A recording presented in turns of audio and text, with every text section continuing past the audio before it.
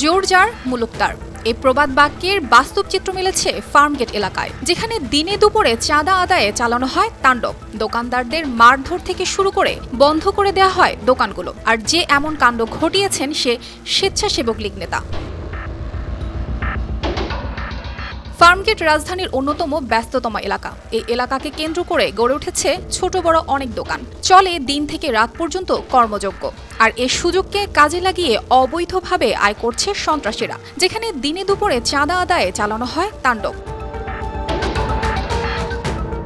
রোববার সকালে ঢাকা মহানগর উত্তর আওয়ামী লীগ স্বেচ্ছাসেবক লীগের যুগ্ম সাধারণ সম্পাদক মিথুন ঢালির নির্দেশে ইন্দিরা রোডের TNT মাঠ সংলগ্ন ফুটপাতের কয়েকটি দোকানে এবং খাবারের হোটেলে আকস্মিক ভাঙচুর চালানো হয় বলে ভুক্তভোগীদের অভিযোগ।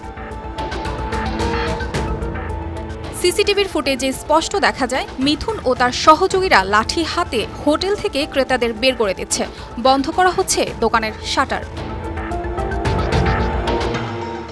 চালানো হয়েছে অত্যাচারের বুলডোজার হকারদের ওপরও। চাঁদা না দেয়ায় তাদের বুকে পাড়া দিয়ে থাকেন দাঁড়িয়ে। তারপর পার্শ্ববর্তী খাবার হোটেলের জানালার গ্লাস ভেঙে আতঙ্কের সৃষ্টি করে।